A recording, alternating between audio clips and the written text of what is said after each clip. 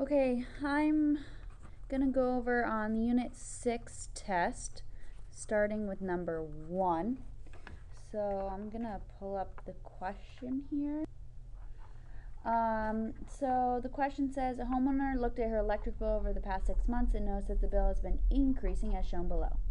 Which type of function best models the data?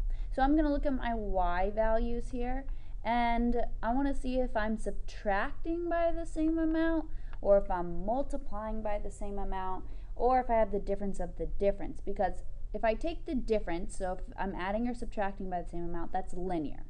If I take the difference of the difference, that's quadratic.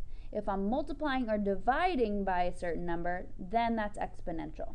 So I'm going to try exponential first. That means if I divide 67.41 divided by 64.20, that will be the same as if I divided 70.79 by 67.41.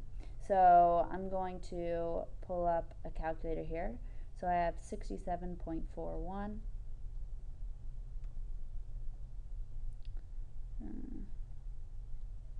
0.41 divided by 64.20.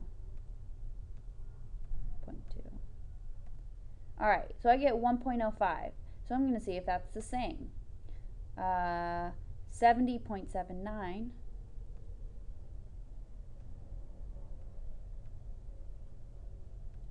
divided by the 67.41.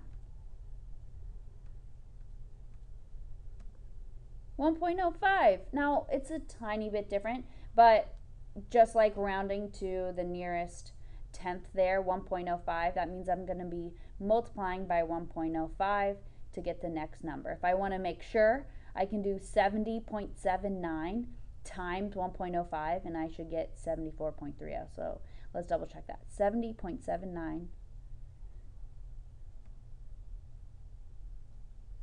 70.79 times our 1.05 factor, 74.33, which we can estimate to the 74.3. We can round to the nearest tenth there. So my model the function best models exponential. Now this keyword best means approximately. Notice that it wasn't exactly 1.05, it differed a little bit, but exponential is the best model that we can use to model the data. Remember, real life isn't perfect, it's just an estimate of the data. Alright, so number 1 was B.